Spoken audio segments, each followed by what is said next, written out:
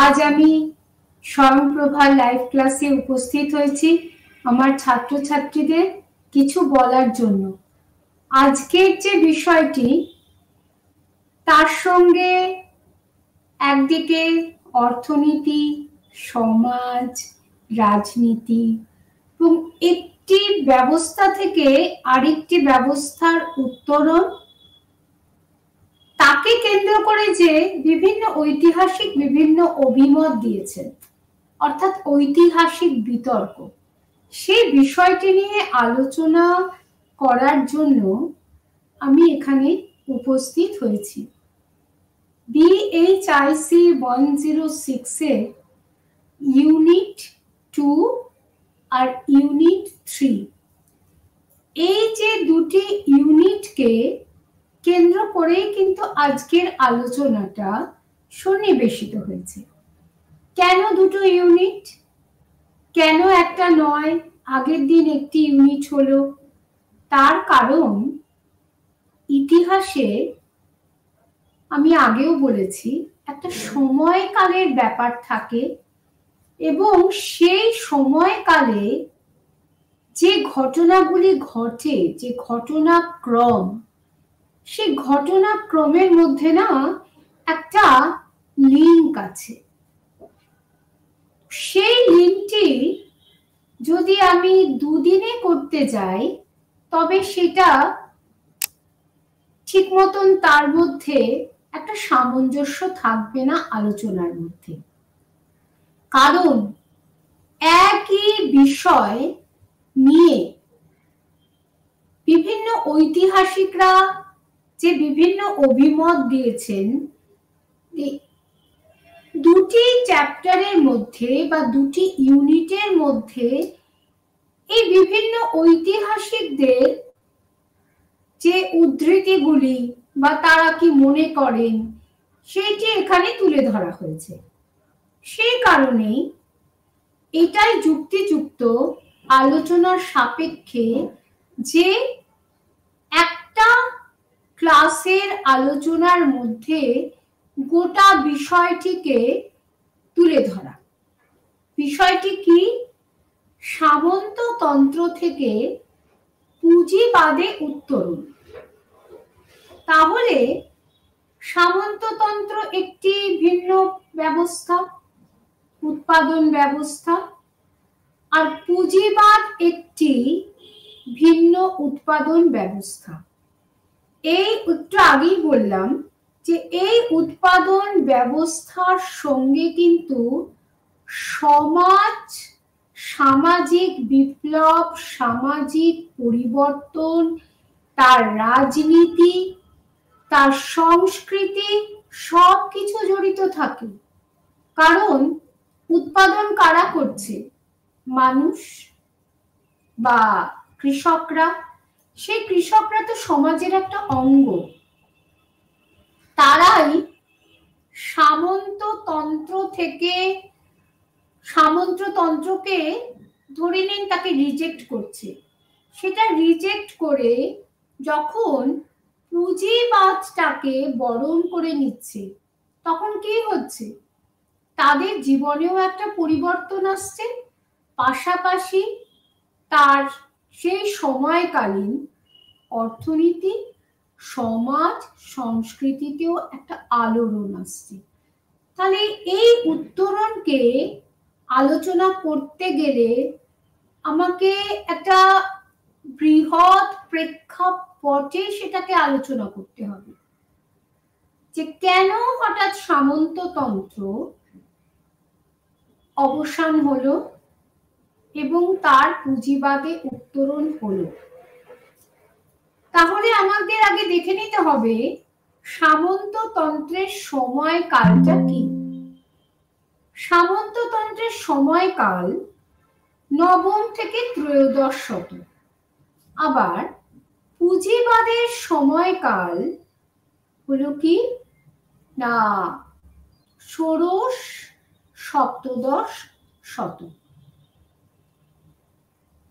এবং এই যে পুঁজিবাদের উত্থান বা সামন্ততন্ত্র থেকে পুঁজিবাদের উত্থান, এই যে বিষয়টি নিয়ে আমি আলোচনা করছি, কোন সময়ের সাপেক্ষে সেটা বললাম, কিন্তু তার প্রেক্ষাপটটা কি? তার প্রেক্ষাপট কি পৃথিবীর যে কোনো ব্যবস্থা, যে কোনো উৎপাদন ব্যবস্থা, নাকি ইউরোপীয় উৎপাদন ব্যবস্থা? না, এই যে প্রেক্ষাপটটা, সেই প্রেক্ষাপটটা কিন্তু ইউরোপের প্রেক্ষাপটেই আলোচনা করা হয়েছে এবং এই সামন্ততন্ত্র প্রধানত পশ্চিম ইউরোপে তার উত্থান ঘটে। তারপর দেখতে দেখতে তা পূর্ব ইউরোপে ছড়িয়ে পড়ে। আরেকটি মজার বিষয় হলো, এই যে সামন্ততন্ত্র থেকে পুঁজিবাদের কথা বললাম, তার মানে কি সমগ্র ইউরোপ জুড়ে, অর্থাৎ পশ্চিম ইউরোপ এবং পূর্ব ইউরোপে একই সঙ্গেই কি সামন্ততন্ত্রের অবসান হয়েছিল, হয়ে পুঁজিবাদের উত্থান হয়েছিল? না, কারণ আমরা জানি যে ইতিহাস নির্ভর করে তার সামাজিক, অর্থনৈতিক, সাংস্কৃতিক প্রেক্ষাপট এবং মানুষের মানসিকতার উপর। তাহলে পশ্চিম ইউরোপে যখন সামন্ততন্ত্রের মৃত্যু ঘণ্টা বেজে উঠল, অর্থাৎ সামন্ততন্ত্রের অবসান হলো, পূর্ব ইউরোপে কিন্তু তখনও সামন্ততন্ত্র যথেষ্ট স্ট্রং এবং বলা যায় পূর্ব ইউরোপে যেন নতুন করে সেই সামন্ততন্ত্রের যে দুর্গটা গড়ে উঠল। এর অর্থ কি? এর অর্থ এটাই, সামন্ততন্ত্রের সঙ্গে একটা মধ্যযুগীয় ভাবধারার সম্পর্ক রয়েছে, আর পুঁজিবাদের সঙ্গে আধুনিকতা, অর্থাৎ পুঁজিবাদ বলতে আমরা কি বলি? ক্যাপিটালিজম। যে ক্যাপিটালিজম বাণিজ্য কেন্দ্রিক, বাজার নির্ভর। তাহলে এর সঙ্গে আধুনিক অর্থনীতির একটা সম্পর্ক আছে। তাহলে যে দেশ বা যে সমাজ তখনও মধ্যযুগীয় যে বাতাবরণ থেকে নিজেকে মুক্ত করতে পারেনি, সেই দেশে বা সেই সমাজে, সেই অর্থনীতিতে তাহলে সেই মধ্যযুগীয় ভাবধারা তখনও বিদ্যমান এবং পুঁজিবাদকে আহ্বান করার মতন মানসিকতা তাদের মধ্যে নেই। যাই হোক, আজকের যে আলোচনা, সেই আলোচনা কিন্তু পশ্চিম ইউরোপে কিভাবে সামন্ততন্ত্রের অবসান হয়ে পুঁজিবাদের পথে তার উত্তরণ হলো, সেই বিষয়টি নিয়ে আলোচনা করা হয়েছে। অর্থাৎ এই বিষয়ে যে বিভিন্ন ঐতিহাসিকেরা বিভিন্ন বিতর্ক করেছেন, কারণ পূর্ব ইউরোপে যেহেতু সামন্ততন্ত্র তখনও বিদ্যমান, কাজে ওই বিষয়টি একটি পৃথক ঘটনা। এই সম্পর্কে জানতে গেলে সামন্ততন্ত্র কাকে বলে সেটি একটু জানা প্রয়োজন। এর আগেও আমরা আলোচনা করেছি যে যখন রোম সাম্রাজ্যের, অর্থাৎ পশ্চিম রোম সাম্রাজ্যের পতন হলো এবং তখন ইউরোপে ক্রমান্বয়ে কিন্তু একটা বিদেশি আক্রমণ, বর্বর আক্রমণের সূচনা হয়েছিল এবং পূর্ব রোম সাম্রাজ্য কনস্ট্যান্টিনোপলকে কেন্দ্র করে গড়ে উঠেছিল। কিন্তু পরবর্তীকালে এই কনস্ট্যান্টিনোপলেরও পতন হয়। যাই হোক, এই যে রাজনৈতিক অস্থিরতা, সেই অস্থিরতার মধ্যে কিন্তু রাজতন্ত্র বা মনার্কিক্যাল সিস্টেমের মধ্যে একটা অনিশ্চয়তা আসে এবং রাজা নিজের অস্তিত্ব বজায় রাখার জন্য এবং তার যে দেশকে রক্ষা এবং দেশের মানুষকে রক্ষা করার জন্য তার চারপাশে যে ডিউকসরা, কাউন্টসরা, যারা তার পারিষদ ছিলেন এবং উচ্চ পদাধিকারী ছিলেন, তাদের শরণাপন্ন হলেন এবং তাদের সঙ্গে তিনি একটা চুক্তি করলেন। কি চুক্তি? না, আমি আপনাদের ভূমি দান করছি, কিন্তু কি শর্তে? না, আপনারা আমাকে একদিকে যেমন বুদ্ধি পরামর্শ দেবেন, ঠিক সেইভাবে যখন অ্যাবনর্মাল সিচুয়েশন আসবে, অর্থাৎ দেশের স্থায়িত্ব বিপন্ন হবে, সেই সময় আপনারা সৈন্য সামন্ত ঘোড়সওয়ার দিয়ে আমাকে সাহায্য করবেন। এইভাবে সামন্তরা, অর্থাৎ এই যে ডিউকসরা, কাউন্টসরা, এরা এক একজন ভূস্বামী হয়ে গেল এবং এটা একটা স্ট্রাকচার, এটা একটা পিরামিডিক্যাল স্ট্রাকচার।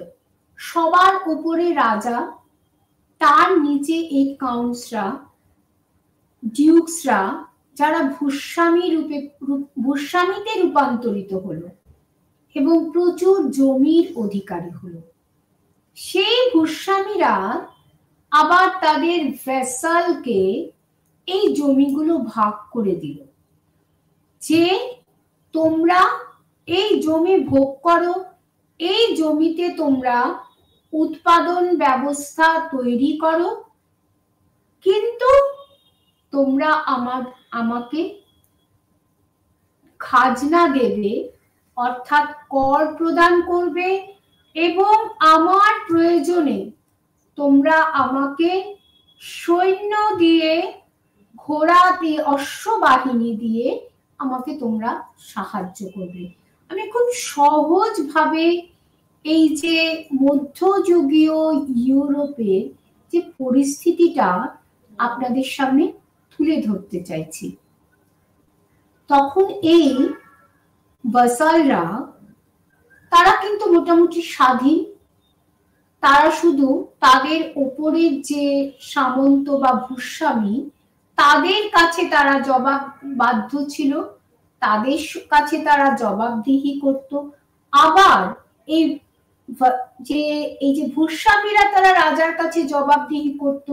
আবার এই ভাসালদের অধীনে যারা ছিলেন, তাদের সঙ্গে কার সম্পর্ক ছিল ডাইরেক্ট? না, এই ভাসালদের। এই সামন্ততন্ত্রকে কেন্দ্র করে,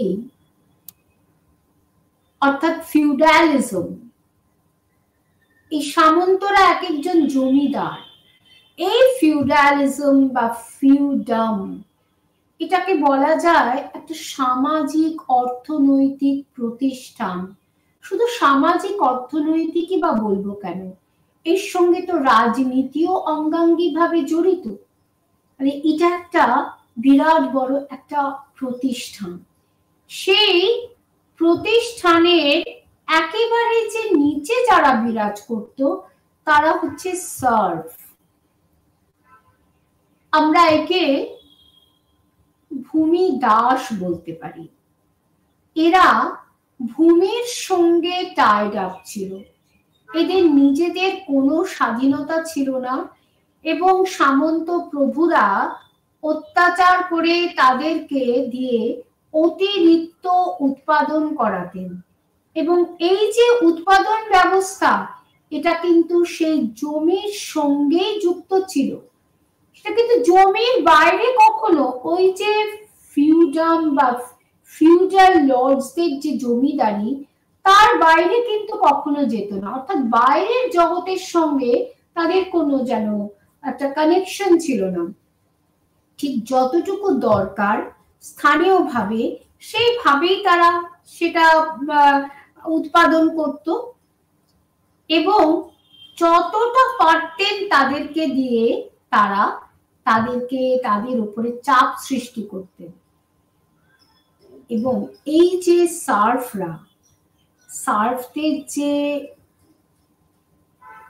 তাদেরকে এক সামন্ত থেকে বা এক ফিউডাল লর্ড থেকে অপর ফিউডাল লর্ডের হাতে তাদের কি হতো, তাদের হস্তান্তর হতো, যেমন দ্রব্য সামগ্রীর মতো।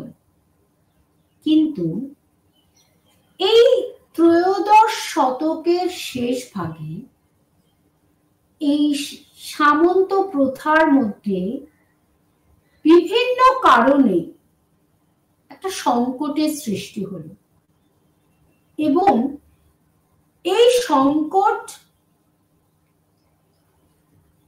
ধীরে ধীরে সমাজকে, অর্থনীতিকে, উৎপাদন ব্যবস্থাকে পুঁজিবাদের দিকে ঠেলে দিল।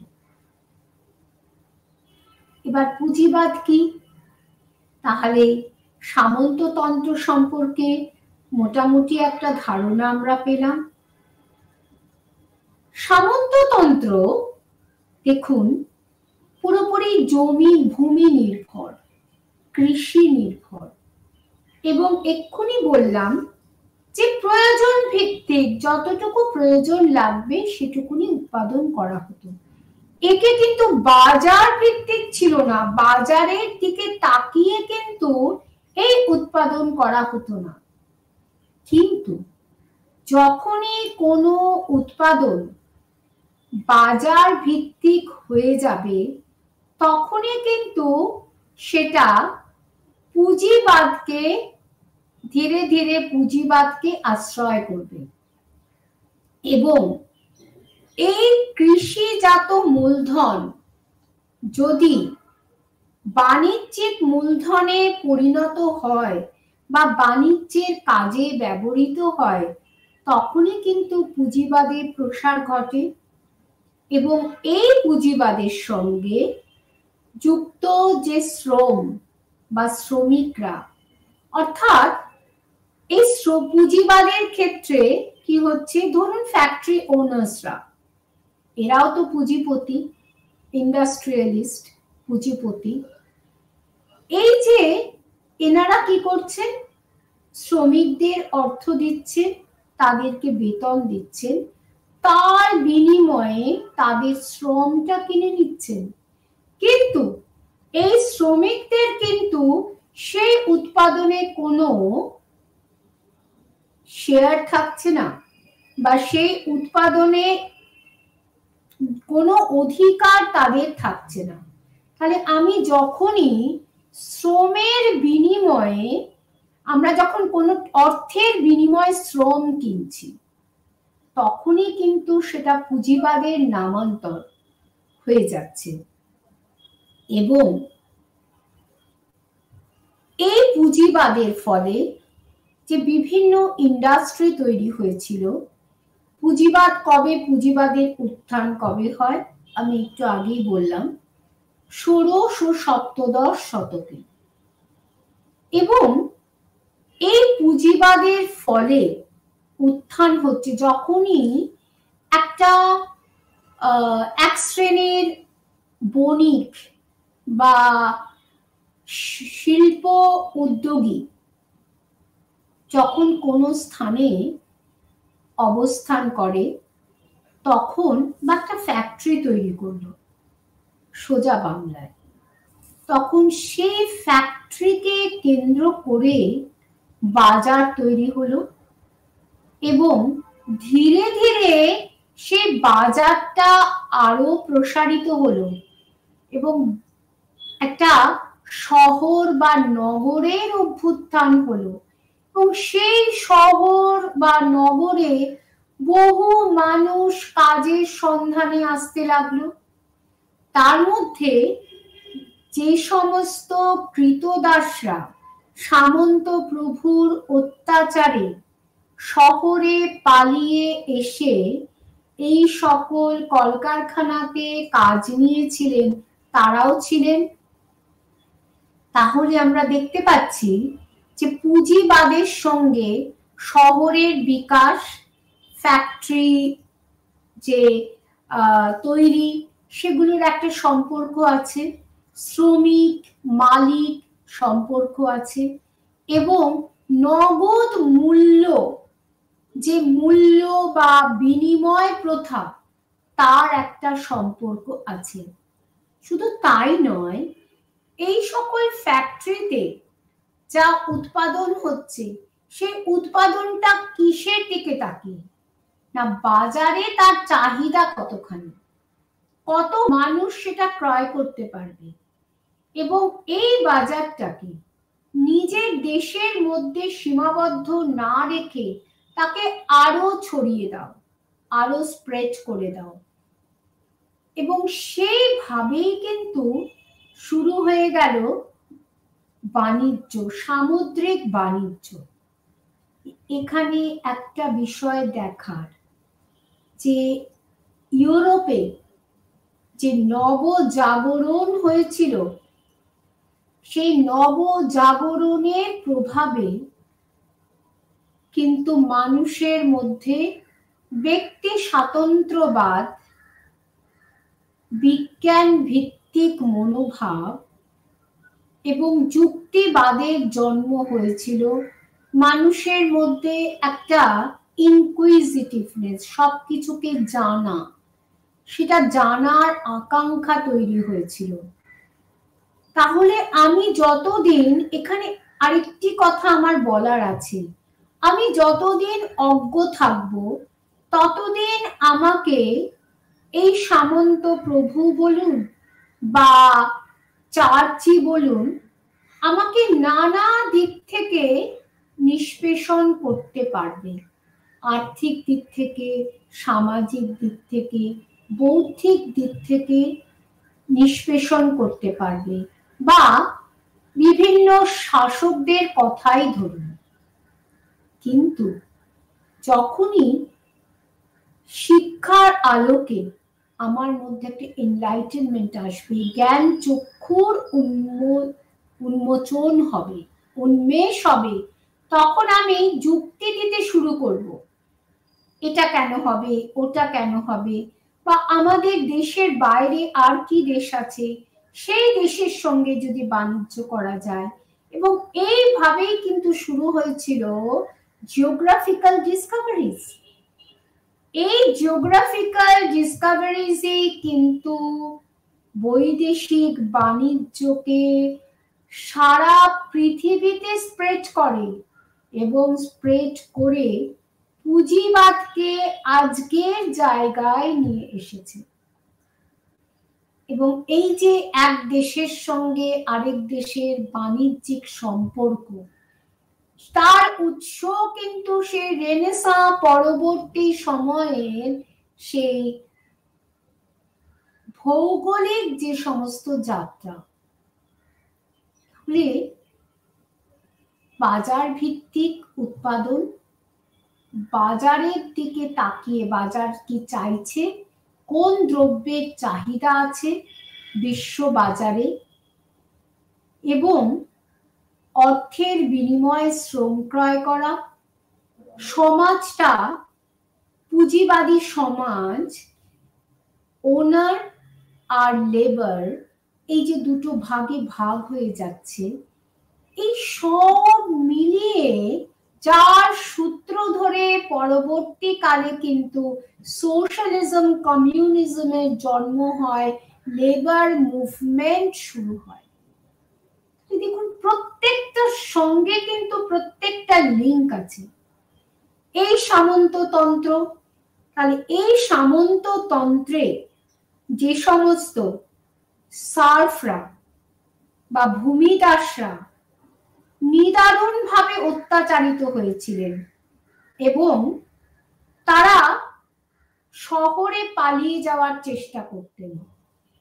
যদি কোনো কারণে তারা ধরা পড়তেন তাদের কঠিন শাস্তি হতো, কিন্তু যারা ধরা না পড়ে একবার শহরে পালিয়ে যেতে পারত তারা কিন্তু বেঁচে যেত। এবং এইভাবে অধিকাংশ মানুষ যখন সেই যে গ্রাম থেকে যখন শহরে যখন ভিড় জমালো, তখন কি হলো, ধীরে ধীরে সামন্ততন্ত্রের পতন হয়ে পুঁজিবাদের পথ প্রশস্ত হলো। এই যে সামন্ততন্ত্র, পুঁজিবাদ একটি একটার সঙ্গে লিঙ্কড, এবং আরো লিঙ্কড এটি রেনেসাঁর সঙ্গে, যেটা মানুষের জ্ঞান চক্ষুকে উন্মীলিত করেছিল।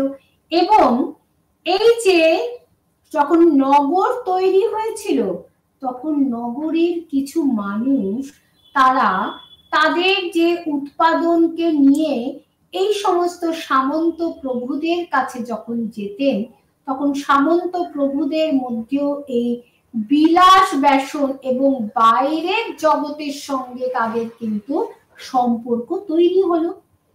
এবং তখন এই যে ভূমিদাসরা তারাও কিন্তু এই শহরে কি কি প্রসপেক্ট আছে সে সম্পর্কে অনেক কিছু তারা শুনেছিলেন। তাহলে সেইটা তাদের মনের মধ্যে একটা আলোড়ন, একটা আশা তৈরি করেছিল যে আমরাও যদি একবার শহরে যেতে পারি তাহলে আমরাও মুক্তি পাবো।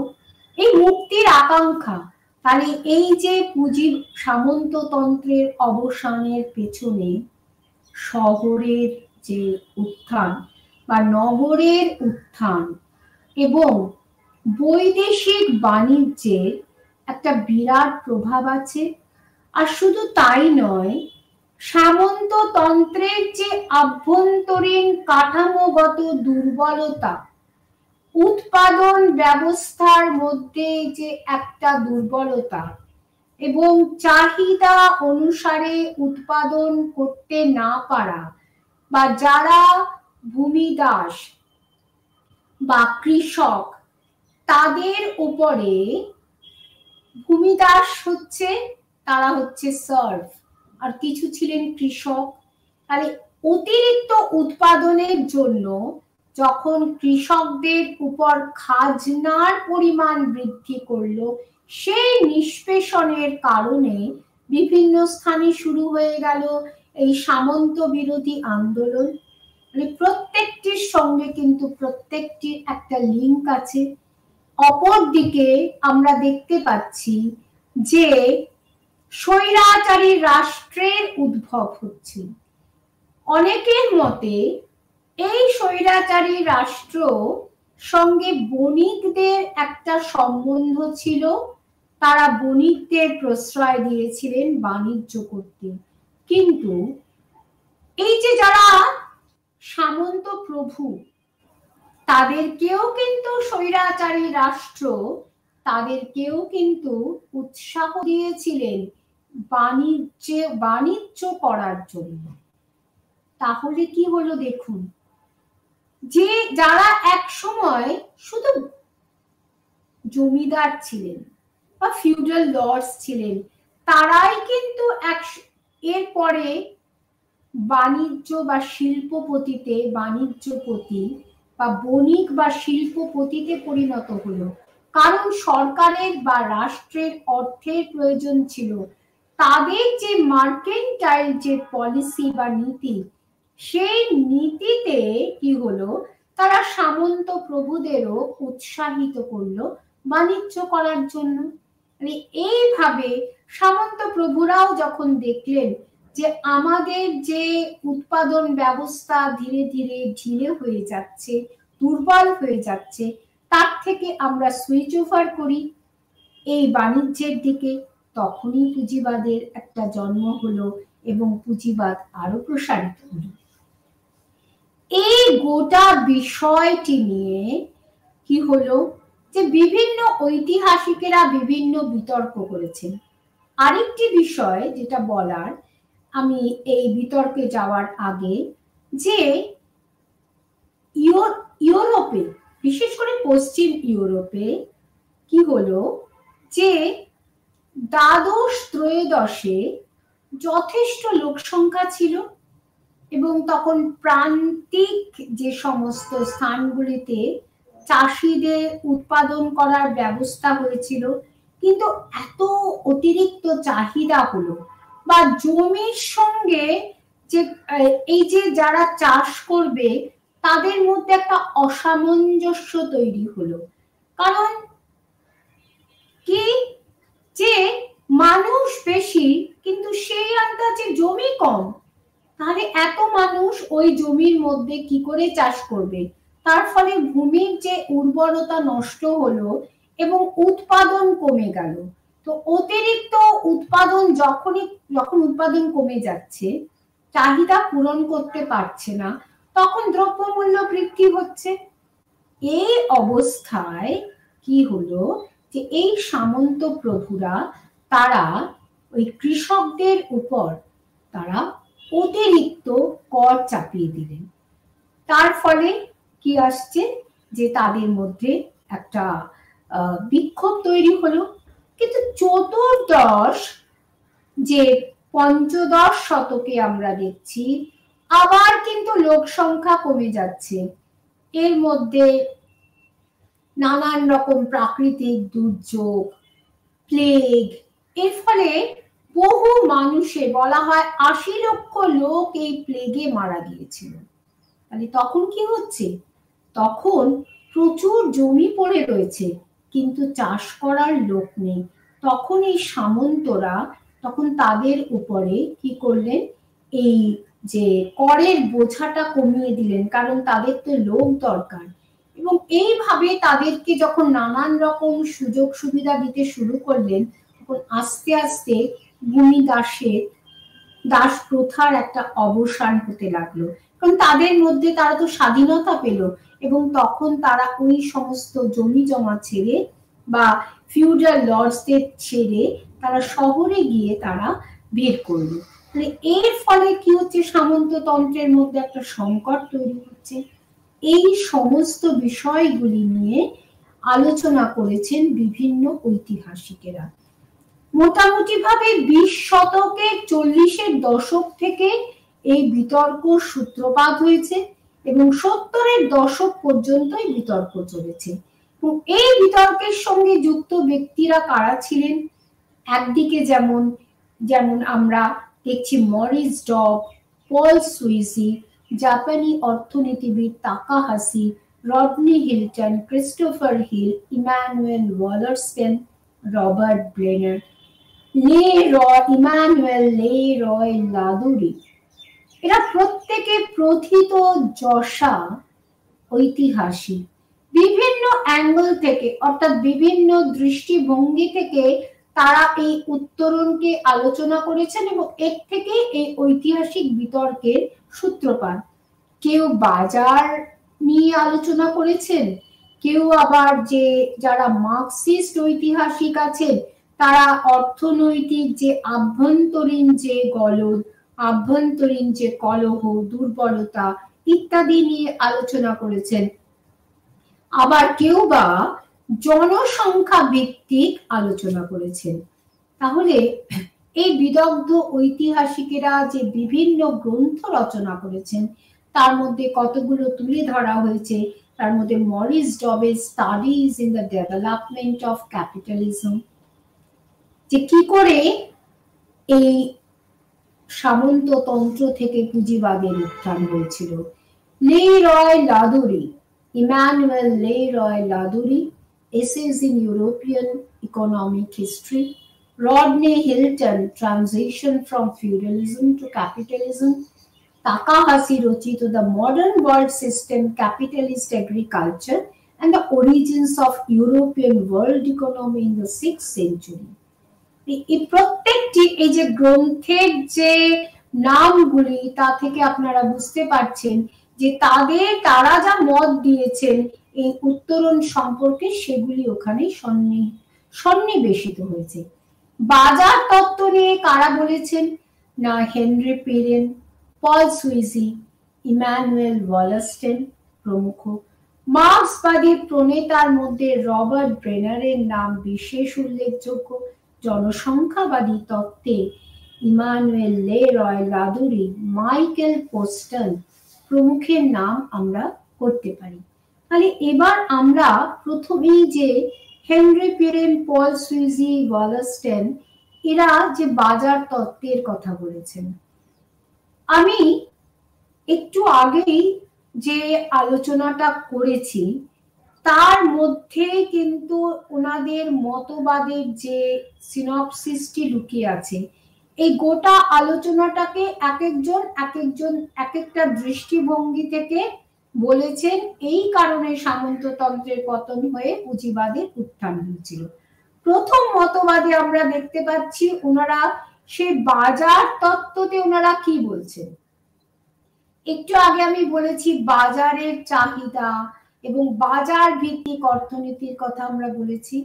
তো ওনারা বলছেন যে আন্তর্জাতিক বাণিজ্য, মুদ্রা নির্ভর অর্থনীতি, আর্থিক লেনদেনের বিস্তার, শহরের উত্থান প্রভৃতি কারণে এই সামন্ততন্ত্র ধীরে ধীরে ভেঙে গিয়ে পুঁজিবাদের উত্তরণ হয়। পুঁজিবাদে উত্তরণ হয়েছিল তার। আর এই যে বাণিজ্য, এটা কিন্তু দেশে বাণিজ্য ছিল না, আন্তর্জাতিক, অর্থাৎ পূর্ব ভূমধ্য সাগরীয় বাণিজ্য।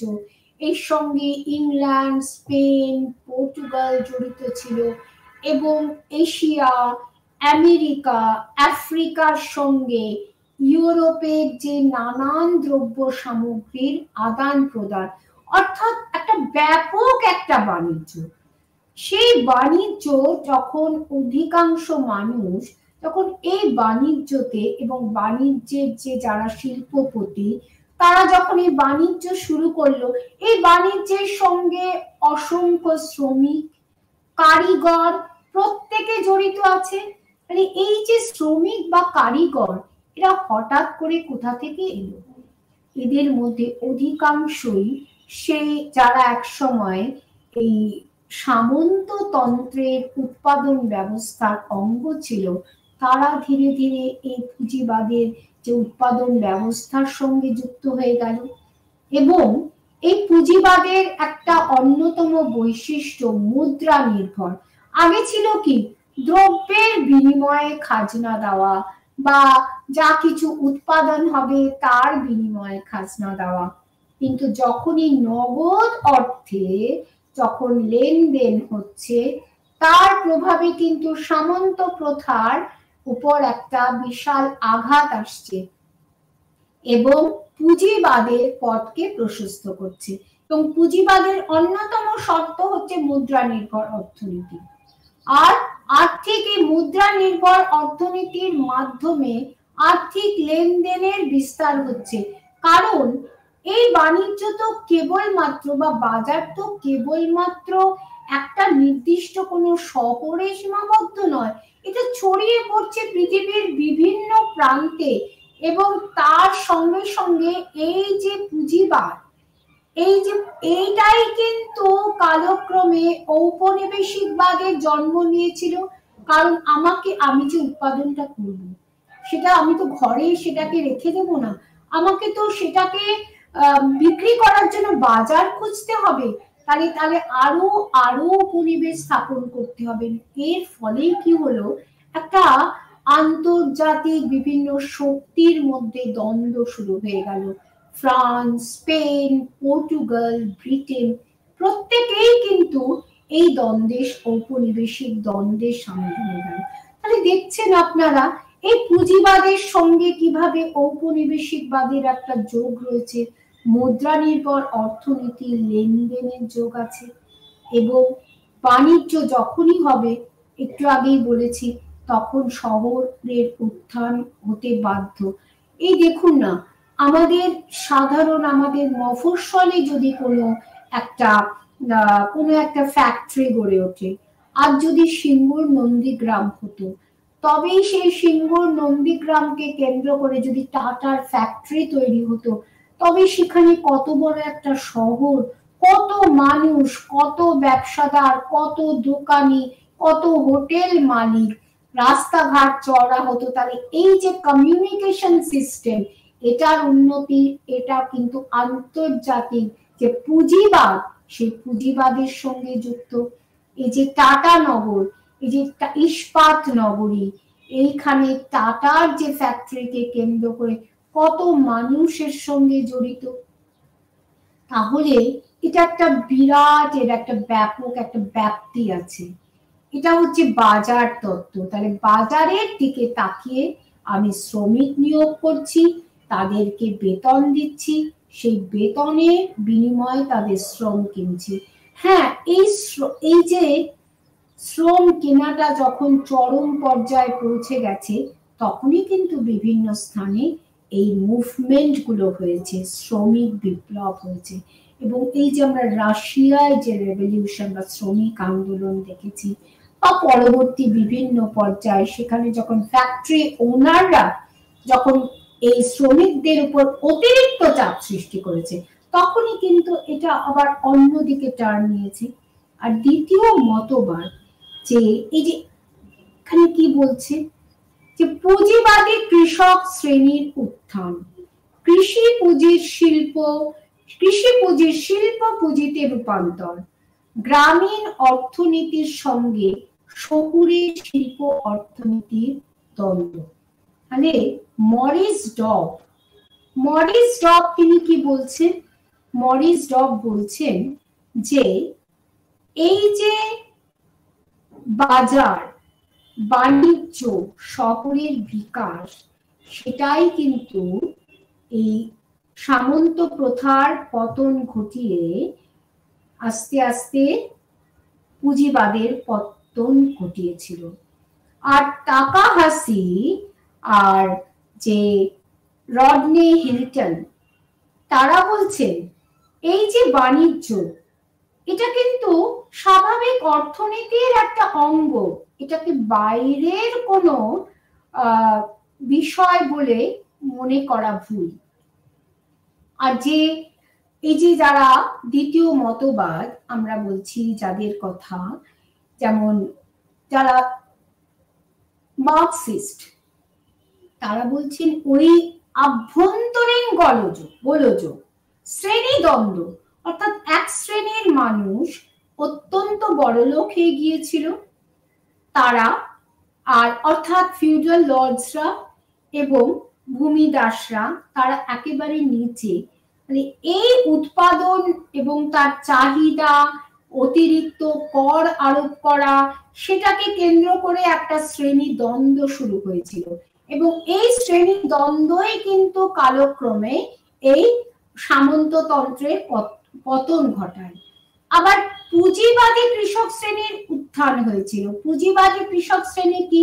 যারা তাদের পুঁজিটাকে, যারা কিছু পয়সা করে ফেলেছিল এবং তারা তাদের সেই উৎপাদিত যে দ্রব্য সামগ্রী সেগুলো বাজারে বিক্রি করতে চেয়েছিলেন। মানে এরাই আস্তে আস্তে পুঁজিবাদী কৃষক হয়ে গেল।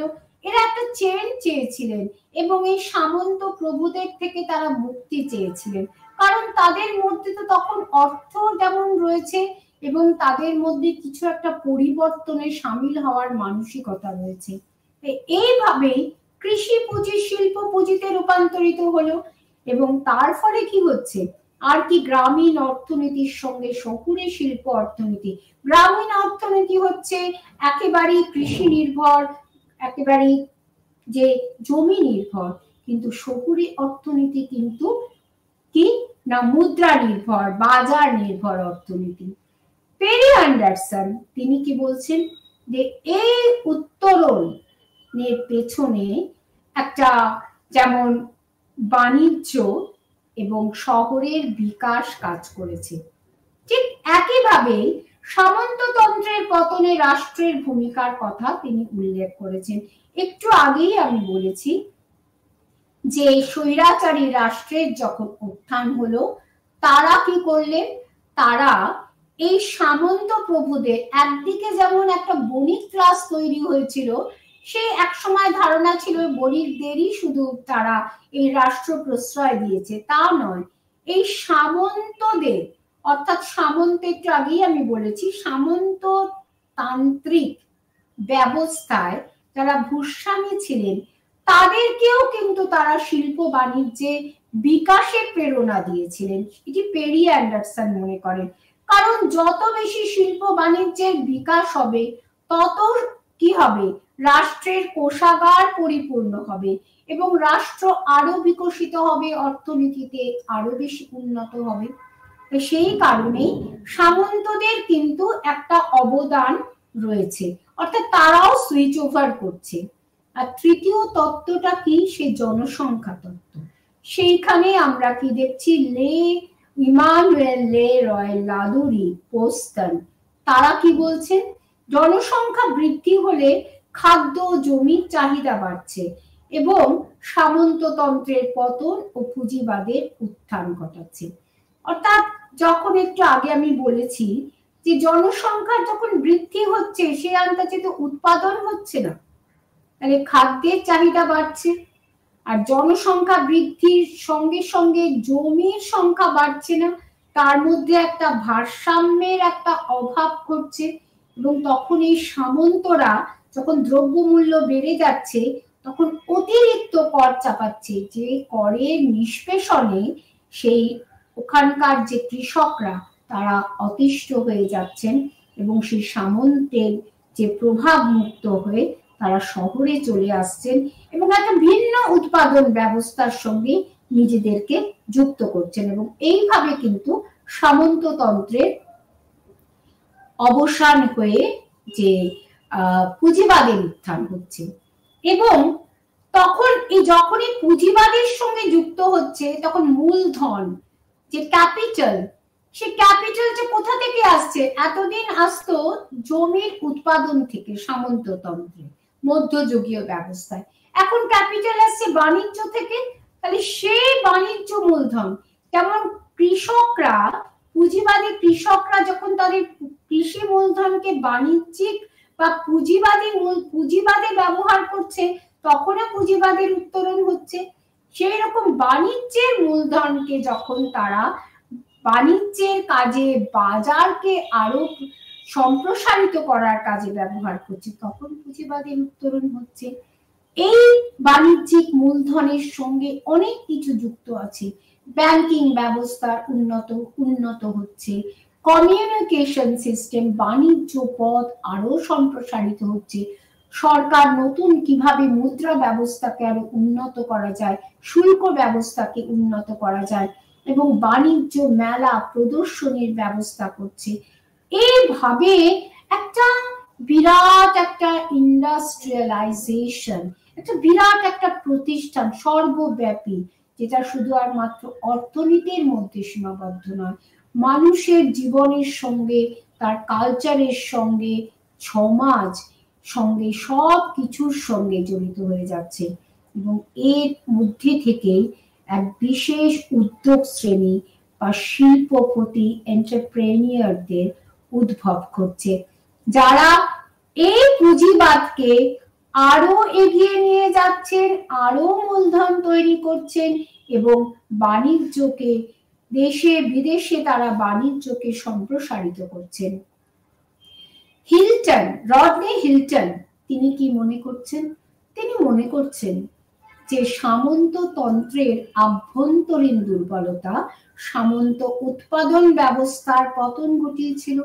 বাস্তবিকই আভ্যন্তরীণ দুর্বলতা তো বটেই, কারণ উৎপাদন ব্যবস্থায় ঘাটতি ছিল, চাহিদা অনুসারে উৎপাদন ছিল না এবং ভূমিদাসদের উপর অত্যাচার করত এবং যেই তারা ভূমিদাসদের উপর নানানভাবে অত্যাচার করে তাদের মধ্যে এমন একটা মুক্তি, তারা কি করে মুক্তি পাবে, তারা মুক্তির একটা পথ খুঁজছিল, শহরের উত্থান সেই মুক্তির পথকে করে দিয়েছিল। এবং যেটা সব থেকে যেটা বড় কথা, সেটা তারা উত্তরোত্তর নিজেদের লাভের জন্য, এই সামন্তরা কিন্তু কেউই এই ভূমিদাসদের কথা চিন্তা করেনি, কৃষকদের কথা চিন্তা করেনি, সবসময় নিজেদের স্বার্থের কথা চিন্তা করতো। তাহলে এটা তো একটা বিরাট লুপহোলস। যখন সমাজের থেকে বিচ্যুত হয়ে আমি শুধু যদি নিজের কথা চিন্তা করি তাহলে তো কোথাও না কোথাও আমার আভ্যন্তরীণ স্ট্রাকচারে একটা ভুল তো ধরবে। এবং আলটিমেটলি আমি যখন উৎপাদন ব্যবস্থার সঙ্গে নিজেকে মানাতে পারবো না, আমি প্রপার জমি দিতে পারবো না, আমার চাহিদা মতন আমার উৎপাদনকে বাড়াতে পারবো না, কিন্তু তাই সমস্ত ভূমিদাসের উপর অত্যাচার করে আমরা তার উপরে অতিরিক্ত কর চাপাবো, তখন তো পতন ঘটবেই। কারণ ইতিহাস বলে সবকিছুরই একটা এন্ড আছে। প্রত্যেকটা অত্যাচারী, এই যে ব্রিটিশ সাম্রাজ্য, যার কিনা কোনোদিন সূর্যাস্ত হতো না, সারা পৃথিবী জুড়ে তার সাম্রাজ্য ছিল, সেই সাম্রাজ্যেরও কিন্তু একদিন না একদিন পতন হয়েছিল। কাজে এটা সামন্ততন্ত্রের এটার ন্যাচারাল কোর্সে, এবং এটা আশা করা যায় না যে মধ্যযুগীয় অবস্থা চিরকাল থাকবে। কারণ রেনেসাঁ এই মধ্যযুগের অন্ত ঘটিয়ে কিন্তু একটা আধুনিকতার জোয়ার এনেছিল। উৎপাদন হ্রাস পাচ্ছে, সামন্ত প্রভুদের রাজস্বের চাহিদা বাড়ছে, তার থেকে সংকট তৈরি হচ্ছে, এবং 1400 ও 1500 শতকে এই সংকট এত তীব্র হয়ে যাচ্ছে যে অর্থনীতিতে একটা স্ট্যাগন্যান্ট একটা পজিশন, একটা গতিহীনতা আসছে। আর এই যে পুঁজিবাদের উৎপত্তি হলো, সেটা হচ্ছে বাজার ভিত্তিক অর্থনীতি। উৎপাদন পদ্ধতির পরিবর্তন হলো, নানান রকম মেশিনের ব্যবহার হচ্ছে শিল্প বিপ্লবের পর, এবং উৎপাদন সম্পর্ক অর্থাৎ মালিক ও শ্রমিকের মধ্যে আগে ছিল ভূমিদাস ও যে ফিউডাল লর্ডসের সম্পর্ক, এখন সেটা উৎপাদনের সম্পর্কের মধ্যে একটা পরিবর্তন আসছে। সেই পরিবর্তন অনেক আধুনিক। যদি একটা আন্ডারস্ট্যান্ডিং গড়ে ওঠে পুঁজিবাদের ক্ষেত্রে, তবে কিন্তু একটা সুস্থ পরিবেশ গড়ে ওঠে এবং উৎপাদন বৃদ্ধি পায় এবং ইন্ডাস্ট্রিও বেড়ে ওঠে। এই পুঁজিটা যখন গড়ে উঠলো, মজুরি দিল শ্রমিকদের এবং তাদের শ্রম ক্রয় করে নিল, বাজার চাহিদার দিকে দৃষ্টি রেখে আরো বেশি পণ্য উৎপাদনের ব্যবস্থা করলো। কিন্তু সেটা ভীষণ টেকনোলজিকে, এই ক্ষেত্রে টেকনোলজিকে তারা কাজে লাগাচ্ছে, অত্যাচার করে নয়, কিন্তু টেকনোলজিকে তারা কাজে লাগছে, যেটা সামন্ত প্রথার মধ্যে আমরা দেখিনি। এবং এইভাবেই কৃষি মূলধন বাণিজ্য মূলধনের সঙ্গে যুক্ত হয়ে পুঁজিবাদ গঠন করল। ব্রেনার কি মনে করছেন?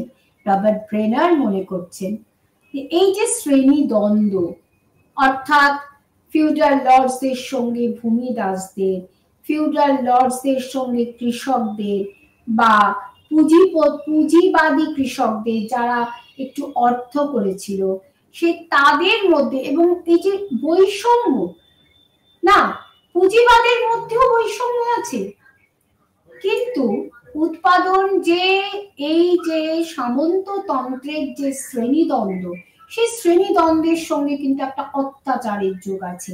এই শ্রেণীদ্বন্দ্ব থেকে উৎপাদন ব্যবস্থা, উৎপাদন সম্পর্কের পরিবর্তন হচ্ছে, পুঁজিবাদের উত্থান হচ্ছে। আর মরিস ডবার অ্যান্ডারসন তিনি কি বলছেন? তিনি বলছেন তারা যে এই যে সামন্ত, এতদিন আমরা কি জানি, কি এই আলোচনাটা থেকে কি মনে হচ্ছে যে না, পুঁজিবাদের উত্থান, সামন্ততন্ত্রের পতন হলো এবং পুঁজিবাদের উত্থান হলো, এবং অ্যাজ ইফ যেন পুঁজিবাদী সামন্ততন্ত্রের পতন ঘটিয়েছে। কিন্তু মরিস ডব আর পেরি অ্যান্ডারসন তারা বলছেন যে না, সামন্ততন্ত্রের পতন এবং পুঁজিবাদ, একদিকে সামন্ততন্ত্র ও পুঁজিবাদ দুটি পৃথক অবস্থা, কেবলমাত্র অর্থনৈতিক অবস্থা নয়, একটা সামাজিক অবস্থা, একটা উৎপাদন অবস্থা যার সঙ্গে বহু মানুষ যুক্ত আছে। সেই সামন্ততন্ত্রের পতন আর পুঁজিবাদের উত্থান একেবারে দুটো পৃথক ঐতিহাসিক ঘটনা। অর্থাৎ সামন্ততন্ত্রের পতন ঘটছে, পুঁজিবাদের উত্থান ঘটছে, এটার মধ্যে কানেক্টিং লিঙ্কটা কি আছে? না, তারা বলছেন যে প্রত্যক্ষভাবে না হলেও প্রত্যক্ষভাবে কিন্তু এই সামন্ততন্ত্রের যে কাঠামোগত দুর্বলতা, শ্রেণীদ্বন্দ্ব, এগুলো তো সামন্ততন্ত্রকে ভেতর থেকে একেবারে দুর্বল করে দিয়েছিল। কাজে যে সমাজ ব্যবস্থায়, উৎপাদন ব্যবস্থায় একটা দুর্বলতা তৈরি হয়েছে, তাতে গুণ ধরেছে, মানে সেটা যে কোনো একটা অভিঘাতেই সেটা তখন ভেঙে পড়ে। সেই অভিঘাতটা কি না, শহরের উত্থান, বাণিজ্যের বিকাশ, শিল্প উৎপাদন এবং বাণিজ্য পুঁজির গঠন। এই বাণিজ্য পুঁজি কিভাবে তৈরি হচ্ছে না, প্রথম কথা শিল্পের মাধ্যমে, এবং এই শিল্পের ক্ষেত্রে কিন্তু টেকনোলজি একটা বিরাট ভূমিকা গ্রহণ করেছে। কারণ যত বেশি পরিমাণ বাজারের দিকে তাকিয়ে, বাজারের চাহিদার দিকে তাকিয়ে যত অতিরিক্ত উৎপাদন করা যাবে, তত তাড়াতাড়ি সেই বাণিজ্যের বিকাশ হবে এবং সেই উদ্যোগপতি তত অতিরিক্ত অর্থের অধিকারী হবেন এবং সেই উদ্যোগপতি যদি অতিরিক্ত অর্থ করেন, বাণিজ্য প্রসার করেন, তবে সেটি আবার শাসকদেরকে ইনডাইরেক্টলি সাহায্য করবে। যেমন আমরা আগেকার দিনে কি দেখতাম, যে এই যে বিভিন্ন যুদ্ধ বিগ্রহ হতো, এই যুদ্ধ বিগ্রহের ফলে যে লুণ্ঠিত অর্থ, দ্রব্য সামগ্রী আসতো, তার দ্বারা রাজার কোষাগার পরিপূর্ণ হতো এবং সেই অর্থ দিয়ে কিন্তু তারা সৈন্যবাহিনীকে গঠন করতেন। কিন্তু তা যদি না হয়, তা যদি না হতো, এবং আমরা যদি আলাউদ্দিন খিলজির বাজার অর্থনীতির কথা ধরি, মার্কেট কন্ট্রোল পলিসি, সেখানেও কিন্তু আমরা দেখতে পাচ্ছি একটা বিরাট একটা পরিকল্পনা তার সঙ্গে যুক্ত রয়েছে। এই পুঁজিবাদের পেছনে অনেক উদ্ভাবনী শক্তি, অনেক পরিকল্পনা যুক্ত রয়েছে এবং এটা একটা চ্যানেল, এবং উদ্যোগপতিদের সঙ্গে সঙ্গে অসংখ্য কারিগর, শ্রমিক এবং জাহাজ শিল্প, যে জাহাজে করে বিভিন্ন জায়গায় বাণিজ্য করতে যাবে এবং সেই সমস্ত জায়গায় যে বাজার তৈরি হবে, সেইখানে সেই বাজারে গিয়ে একদিকে যেমন তারা তাদের তৈরি দ্রব্য সামগ্রীকে বিক্রয় করবে, সেই একইভাবে নিজের দেশের চাহিদা অনুসারে সেখান থেকে আবার দ্রব্য সামগ্রী তারা নিয়ে আসবে। এই একই পন্থায় কিন্তু ভারতবর্ষে প্রথম দিকে যে বণিক হয়ে যখন ইংরেজরা এসেছিল, তখন কিন্তু তারা এই একই পন্থায়, অর্থাৎ এইভাবেই কিন্তু বাণিজ্য পুঁজির গঠন করেছিল। এবং তারা যখন এই দেশ থেকে যখন নানান রকম সিল্ক, যে সমস্ত বস্ত্র, যে আমরা ঢাকাই মসলিন যখন ক্রয় করত, তখন কিন্তু তারা ধাতুর বিনিময়ে কিন্তু তারা তার দামটা দিতেন। কিন্তু যেই মাত্র তারা এই বণিকের মানদণ্ড রাজদণ্ড রূপে দেখা দিল, তখন তারা এদেশের পুঁজিকে ভাঙিয়ে তখন তাদের পুঁজিবাদকে বিকাশ করতে লাগলেন। তাহলে তার ফলে কি হলো, তাদের দেশের পুঁজিবাদ, তাদের দেশের শিল্প বিকশিত হচ্ছে, কিন্তু ভারতবর্ষ একেবারে অন্তঃশ্বাস শূন্য হয়ে গেল।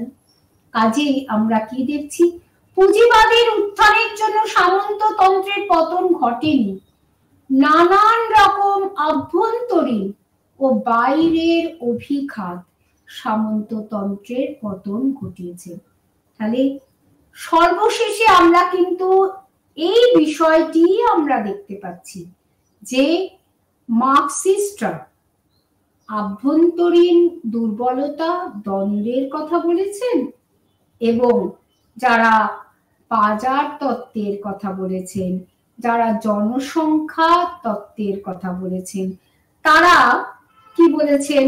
এই বাণিজ্য, শহরের প্রতিষ্ঠা এবং মূলধন এবং মুদ্রা অর্থনীতি প্রভৃতি প্রত্যেকটি কারণ জড়িত রয়েছে এবং সর্বোপরি মানুষের ভেতরে যে নিষ্পেষণ থেকে বেরিয়ে এসে মুক্ত হাওয়াতে বাঁচার যে আকাঙ্ক্ষা, শহরের আবির্ভাব এবং নানান রকম শিল্প সংস্কৃতি সামন্ততন্ত্রের সঙ্গে যুক্ত মানুষকে সেই রাস্তাই তৈরি করে দিয়েছিল।